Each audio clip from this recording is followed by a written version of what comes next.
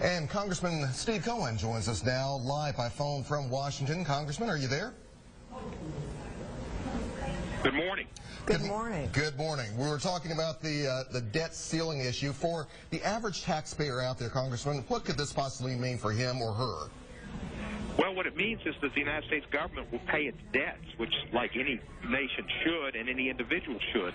And if we didn't, because we didn't raise the debt ceiling, we would be a nation that was looked at in disrepute by the international community, and the stock market would probably crash. The stock market went up yesterday because they were relieved that Speaker Boehner decided to put the bill on the floor and not let the Republicans self-immolate. He knew that it hurt them to deal with this issue like the way they did the last time, so he put it up, and it had 198 Democratic votes and only 28 Republican votes. And that was because Speaker Boehner was the adult in the room, and he was doing, like, sometimes you punish your child. This hurts me more than it hurts you. That's what he did. Right thing for America. Does that give you hope that perhaps some of the gridlock that we've seen on Capitol Hill might be coming to an end?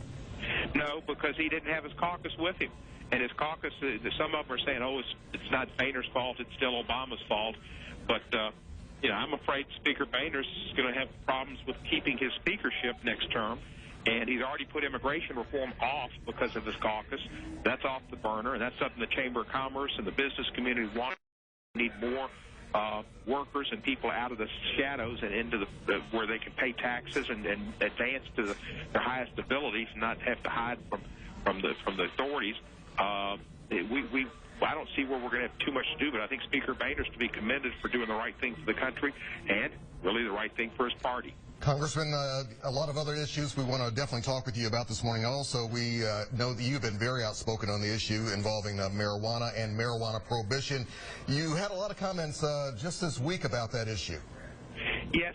The fact is, and I've talked about this issue for 20 years, and at this point, we've had some progress has been made in this country, but marijuana is not as difficult a drug for our society to deal with and the expense of the problems that may arise from it as tobacco or alcohol.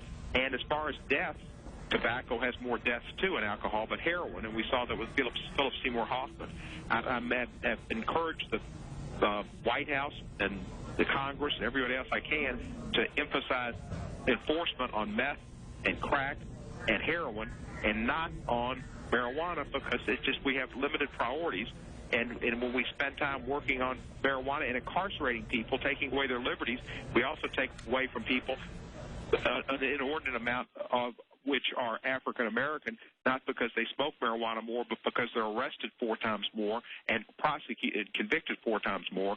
We take away opportunities to get scholarships, to get housing, to have the right to vote, and to participate in society. It's a scarlet letter that shouldn't be pinned on somebody, and their liberty shouldn't be taken. Our country has more people in jail than any country on the face of the globe, and it costs $30,000 a year to incarcerate these people.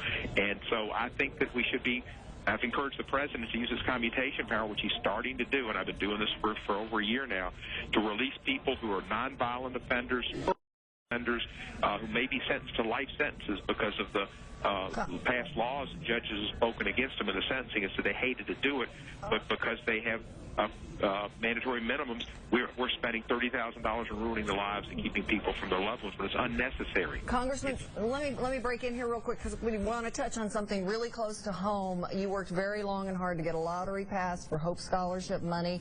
You're not a fan, as I understand it, of Governor Haslam's plan to provide free tuition to 2-year colleges to anyone, regardless of their standing in school. What's the problem with that? Why shouldn't we do that? Well, there was an op-ed in today's commercial appeal by the head of the faculty of Senate at the University of Memphis, Dr. Evans. It explains many of my arguments, but the bottom line is the Hope Scholarship is working, but it's not working to its maximum capacity, and they're going to take $1,000 from the freshmen and the sophomores, take it from a $4,000 scholarship to a $3,000 scholarship. That's where it started in 2003. Yet tuition was $4,500 then. Now it's $7,500. So the scholarship has been reduced by half. The fact is, you should reward the students who achieve in high school and make what is not a difficult thing to achieve, a 3.0 grade average or a 21 on the ACT. 21 on the ACT is average. You should not give the money and give tuition away to people who haven't achieved in high school and shown promise. That even with the Hope Scholarship, there's a provision if you have a 2.75 in high school and 18, there's an access grant. You can get some money to go to junior college. But this is going to hurt the University of Memphis. Kids will not go because they're going to make junior college $3,000 and four-year schools $3,002 for freshman and sophomore years. The whole idea was to make people achieve and to reward the best achievers, and it's been working, and there will be no room for growth in that program. It's going to make it less likely that kids who will have an incentive to achieve and to stay in Tennessee rather than go to Arkansas State or Ole Miss or somewhere out of state. So I just think it's the concept sounds good on paper. Technical schools, the lottery pays for technical school education right now, but it pays 90%. It could pay 100%. That's fine. Congressman, we got to jump in.